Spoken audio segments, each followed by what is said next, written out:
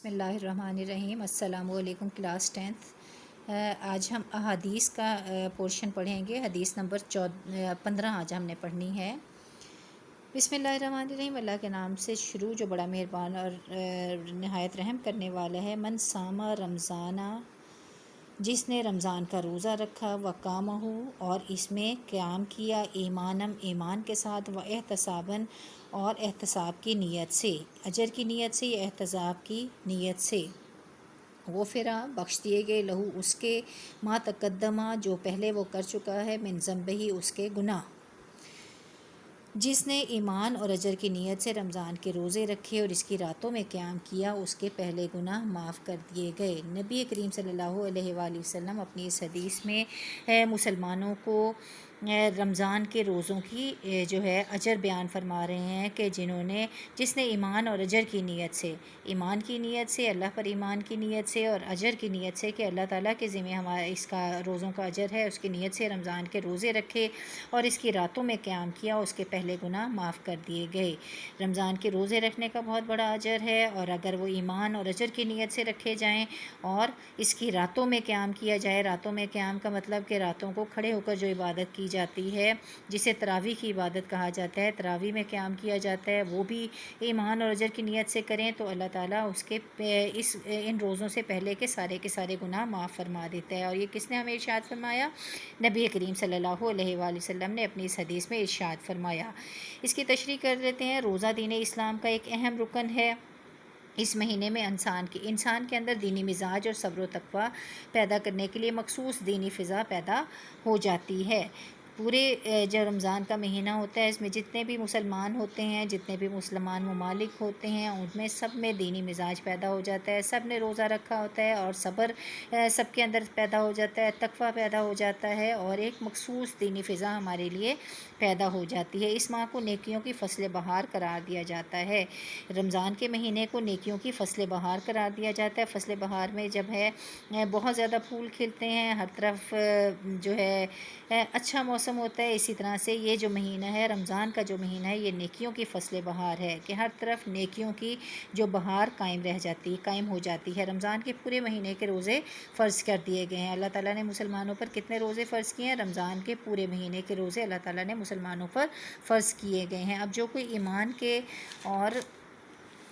ایمان کے تقاضوں کی تکمیل میں اور بارگاہ الہی سے ثواب کی امید کے ساتھ روزے رکھے اور اس ماہ مبارک کی راتوں میں اپنے رب کے حضور قیام کرے، تو اللہ تعالیٰ اس کے پچھلے گناہ معاف کر دے گا، یا اس کے پچھلے سارے گناہوں کو معاف کر دیا جائے گا۔ تو نبی کریم صلی اللہ علیہ وآلہ وسلم نے ہمیں روزے رکھنے کا اجر بتایا کہ جب ہم اپنے ایمان اور اجر کی نیت سے روزے رکھتے ہیں اور اس کی راتوں میں قیام کرتے ہیں، تو پھر اللہ تعالیٰ ہمیں اس کا بے تحاشا ثواب عطا فرماتا ہے، اور اللہ تعالیٰ جو ہے یہ ہمارے لیے نیکیوں کی فصل بہار ہے کہ ہم جتنی بھی نیکیاں کریں اس کا اجر بہت زیادہ بڑھ جاتا ہے۔ اسی طرح سے عام دنوں میں جو کسی ایک نیکی کا ثواب جو ہے اگر ایک درجے ملنا ہوتا ہے، روزوں میں وہ 70 گنا سے زیادہ بڑھا دیا جاتا ہے۔ اب اس کی تشریح تھوڑا سا اس ڈیٹیل میں ہم پڑھ لیتے ہیں۔ روزے کے لغوی معنی۔ قرآن پاک میں روزے کے لیے صوم اور صیام کے الفاظ استعمال ہوئے ہیں۔ صوم کی جمع صیام ہے۔ صوم کے معنی کسی کام سے رکے رہنا، اسے ترک کرنا اور چپ رہنے کے ہیں۔ اصطلاحی مفہوم: روزہ ایک بدنی عبادت میں انسان صبح صادق سے غروب آفتاب تک کھانے پینے اور جنسی ملاپ سے رکا رہتا ہے۔ روزہ دین اسلام کے 5 بنیادی ارکان میں سے ایک اہم رکن ہے اور ہر عاقل و بالغ اور تندرست مسلمان مرد اور عورت پر فرض ہے۔ بیمار اور مسافر روزے چھوڑ سکتے ہیں، بعد میں رکھ لیں۔ چھوڑنا کا مطلب کہ بالکل چھوڑ نہیں سکتے ہیں، یہ اس کی قضا کرنی پڑتی ہے کہ بعد میں روزے قضا اس کی پوری کرنی پڑتی ہے۔